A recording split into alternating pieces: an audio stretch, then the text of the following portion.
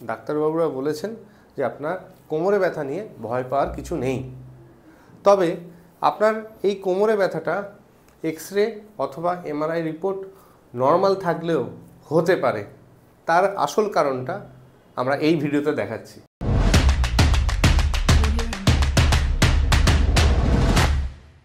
ওনার particularly এই জায়গায় একটা ডিফিউজ পেন আছে অনেক দিন ধরে। আমরা যখন অ্যাসেসমেন্ট করেছি তখন দেখতে পাচ্ছি যে ওনার বাঁ পাটা অনেকটা শর্ট, ডান পাটা অনেকটা লং। এইভাবে আমরা দেখতে পাচ্ছি, দেখুন বাঁ পাটা অনেকটা ছোট এবং ডান পাটা অনেকটা বড়। আমরা এই সমস্যাটাকে বলি লেগ লেন্থ ডিফারেন্স।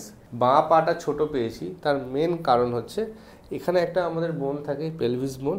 এই পেলভিস বোনটা এদিকে রোটেট হয়ে গেছে এবং আমাদের ডান দিকের পেলভিস বোনটা এদিকে এইভাবে রোটেট হয়ে গেছে।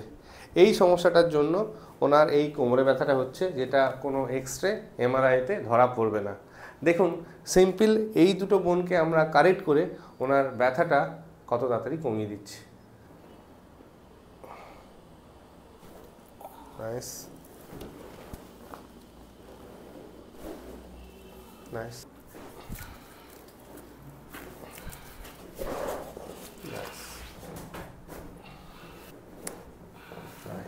পায়ের এই যে লেগ লেন্থ ডিফারেন্স যেটা হয় সেটা হাঁটুর কারণে হতে পারে, হিপ বোনের কারণে হতে পারে, পেলভিস বোনের কারণের জন্য হতে পারে, লাম্বার স্পাইনের জন্য হতে পারে, থোরাসিক স্পাইন এবং সার্ভাইকাল স্পাইনের জন্যও হতে পারে।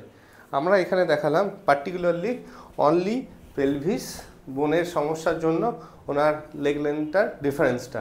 বাকি পোর্শনগুলোকে আমরা এর মধ্যে ইনক্লুড করছি না। তো আমরা একবার রিপিট দেখে নেব যে ওনার লেগ লেন্থ কেমন আছে।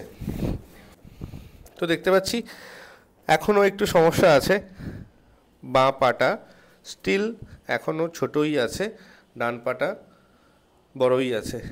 50% কারেকশান হয়েছে, 50% কারেকশান এখনও দরকার। তো আমরা ড্রপ টেবিল ইউজ করছি। নাইস।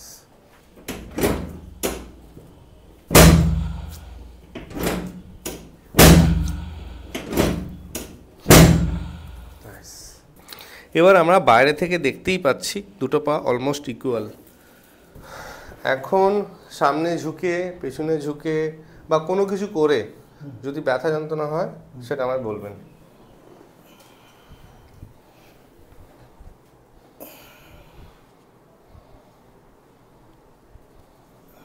এদিকে ঘুরে